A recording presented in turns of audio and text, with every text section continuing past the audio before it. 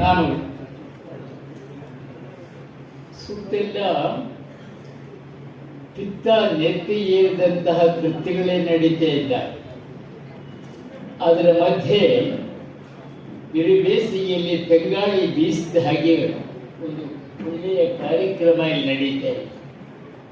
ನಮ್ಮ ಮಲ್ಲಿಕಾರ್ಜುನ ಅವರ ಅಭಿನಂದನೆ ಕಾರ್ಯಕ್ರಮ.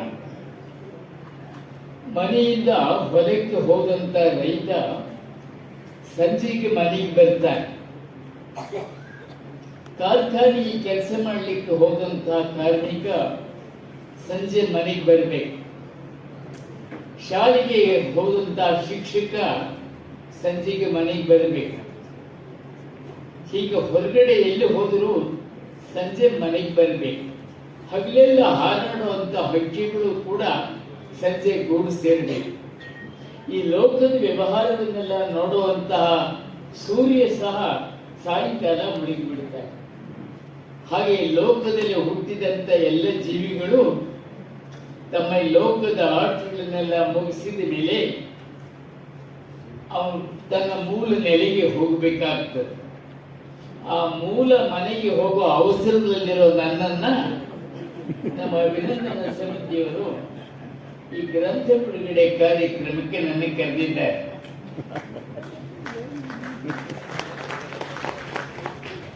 ಲೋಕಾರ್ಪಣೆ ಅಂದ್ರೆ ಬಿಡುಗಡೆ ಅಂತ ಅರ್ಥ. ಇತ್ತೀಚೆಗೆ ನನ್ನನ್ನ ಈ ಗ್ರಂಥಗಳ ಬಿಡುಗಡೆ ಕರೆಯುವುದೇ ಜಾಸ್ತಿ ಆಗಿದೆ. ಬಹುಶಃ ಇವರಿಗೂ ಬಿಡುಗಡೆ ವಯಸ್ಸು, ಇವರೇ ಸೂಕ್ತ ಅಂತ ಕರೀತಾ ಇರಬಹುದು. ಏನೇ ಇರಲಿ, ನಾನು ಮಲ್ಲಿಕಾರ್ಜುನ ಅವ್ರ ಬಗ್ಗೆ ನನಗಿರುವಂತಹ ವಿಶ್ವಾಸ ಮತ್ತೆ ಅಭಿನಂದನಾ ಸಮಿತಿಯ ಪೋಷಕರಾದಂತಹ ಆತ್ಮೀಯ ಡಾಕ್ಟರ್ ಸೋಮಶೇಖರ್ ಅವರು ಮತ್ತು ಕಾರ್ಯಾಧ್ಯಕ್ಷರಾದಂತಹ ಗುರು ಬಸಪ್ಪನವರು ನನಗೆ ಬಹಳ ಕಾಲದಿಂದ ಸಂಬಂಧ ಸಂಪರ್ಕ ಇರೋ ಅವರ ಅಭಿಮಾನಕ್ಕೆ ಕಟ್ಟಿ ಬಿದ್ದು ನಾನು ಬಂದಿದ್ದೇನೆ. ಈ ಸೇವಾ ಸಂಪನ್ನ ಗ್ರಂಥವನ್ನ ಲೋಕಾರ್ಪಣೆಗೊಳಿಸಿದ್ದೇನೆ. ಈ ಅಭಿನಂದನಾ ಸಮಾರಂಭ ಇವತ್ತು ನಮ್ಮ ನಾಡಿನ ದಾರ್ಶನಿಕರು, ಶಿವಾನುಭವಿಗಳು ಆದಂತಹ ಗಂಭೀರ ಚಿಂತಕರು ಆದಂತಹ ಪರಮ ಪೂಜ್ಯ ಬೇಲಿಮಠದ ಶ್ರೀಗಳಾದ ಶಿವರುದ್ರ ಮಹಾಸ್ವಾಮಿಗಳವರ ಸಾನ್ನಿಧ್ಯದಲ್ಲಿ ನಡೀತಾ ಇರುವುದು ಸಹಜವಾಗಿ ನನಗೆ ಸಂತೋಷ ಉಂಟು ಮಾಡಿ. ಇವತ್ತು ಈ ಕಾರ್ಯಕ್ರಮನ ಶರಣ ಸಂಸ್ಕೃತಿಯ ಸಾಕಾರವಾಗಿರುವಂತಹ ಸೋದರಿ ಲೀಲಾದೇವಿಯವರ ಪ್ರಸಾದ್ ಅವರೇ ಉದ್ಘಾಟಿಸಿರುವುದು ಮತ್ತು ಅಖಿಲ ಭಾರತ ಶರಣ ಸಾಹಿತ್ಯ ಪರಿಷತ್ತಿನ ಅಧ್ಯಕ್ಷರು ಮತ್ತೆ ನಿವೃತ್ತ IAS ಅಧಿಕಾರಿಗಳು, ಎಲ್ಲರೂ ಬಲ್ಲಂತಹ ಶ್ರೇಷ್ಠ ವಾಗ್ಮಿಗಳು, ಒಳ್ಳೆಯ ಚಿಂತಕರು ಆದಂತಹ ನನ್ನ ಆತ್ಮೀಯ ಡಾಕ್ಟರ್ ಸಿ ಸೋಮಶೇಖರ್ ಅವರೇ ಇವತ್ತಿನ ಸಮಾರಂಭದ ಅಧ್ಯಕ್ಷತೆ ವಹಿಸಿದ್ದಾರೆ. ಇದು ಸಹಜವಾಗಿ ನನಗೆ ಹರ್ಷ ಉಂಟು ಮಾಡಿ.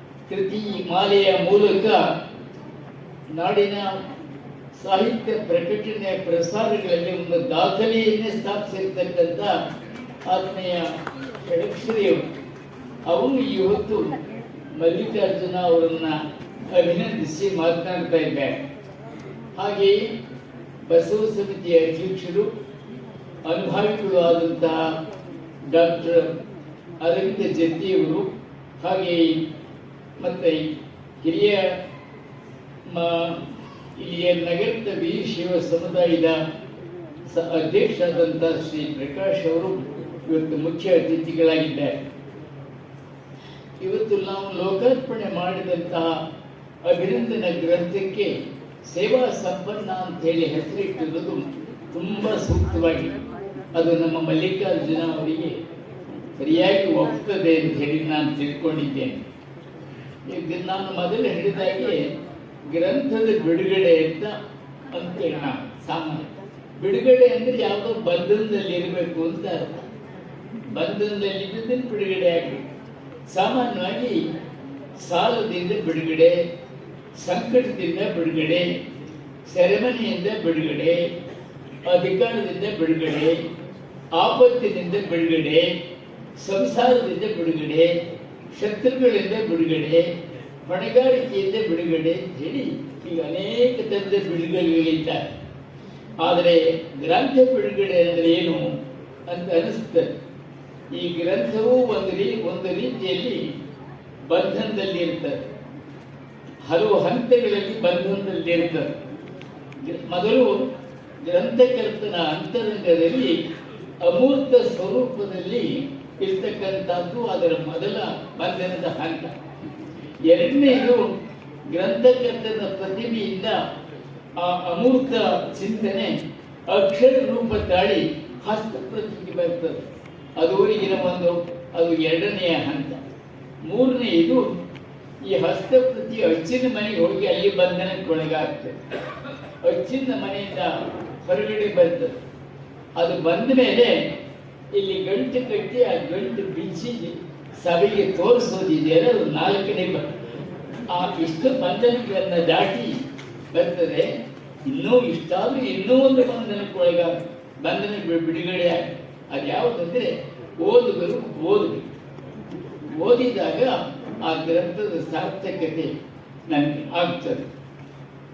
ವಾಸ್ತವವಾಗಿ ಯಾವುದೇ ಗ್ರಂಥ ಬಿಡುಗಡೆ ಮಾಡುವಂಥವರು ಆ ಬಿಡುಗಡೆಯಾದಂಥ ಗ್ರಂಥದ ಒಂದು ಸ್ಥೂಲ ರೂಪವನ್ನು ಕೊಡೋದು ರೂಢಿದೆ. ಆದರೆ ಈ ಸೇವಾ ಸಂಪನ್ನ ಗ್ರಂಥದ ನಾನು ಮುಂಚೆ ನೋಡ್ಲಿಕ್ಕಾಗಿರಲಿಲ್ಲ. ಆದರೂ ಈ ಕೆರಟ ಪ್ರತಿಯನ್ನು 3-4 ದಿನಗಳ ಹಿಂದೆಯೇ ಆತ್ಮೀಯ ಬಸಪ್ಪನವರು ನನಗೆ ಕಳಿಸ್ಕೊಟ್ಟರು. ಆದರೆ ಅದು 10 ಪಾಯಿಂಟ್ನಲ್ಲಿ ಇದ್ದಿದ್ದರಿಂದ ನಾನು ಓದಲಿಕ್ಕೆ ಆಗಲಿ. ಬಹಳ ಸಣ್ಣ ಅಕ್ಷರದಲ್ಲಿತ್ತು ಆ ಮುದ್ದಿತ ಕೃತಿ. ಆದರೂ ನನ್ನ ಹಣ್ಣಾದ ಕಣ್ಣಾಡಿಸಿ ಒಂದು ಸ್ಥೂಲವಾಗಿ ಅದರಲ್ಲಿ ಏನಿದೆ ಅನ್ನೋ ಬಿಡುಗಡೆ ಮಾಡಿದ್ದಕ್ಕೆ ನಾವು ಮಲ್ಲಿಕಾರ್ಜುನ ಅವರ ಬದುಕಿನ ಒಂದು ದಾಖಲೆಯಾಗಿರ್ತಕ್ಕಂಥ ಈ ಸೇವಾ ಸಂಪನ್ನ ಗ್ರಂಥದ ಪ್ರಧಾನ ಸಂಪಾದಕರು ಶ್ರೀ ರಾಮನಾಥ್ ಇದ್ದಾರೆ. ಎಲ್ಲಿದ್ದಾರೆ? ಸಂಪಾದಕರು ಸೋದರಿ ಸುನಂದ ಬಸಪ್ಪನವರು. ಸುಮಾರು 300 ಪುಟಗಳಿಗೂ ಹೆಚ್ಚಿರ್ತಕ್ಕಂಥ ಈ ಗ್ರಂಥದಲ್ಲಿ ಸುತ್ತೂರು, ಸಿದ್ಧಗಂಗಾ, ಬೇಲಿಮಠ, ಕೂಡಲ ಸಂಗಮದ ಪೂಜ್ಯರ ಸಂದೇಶಗಳಿದ್ದಾವೆ.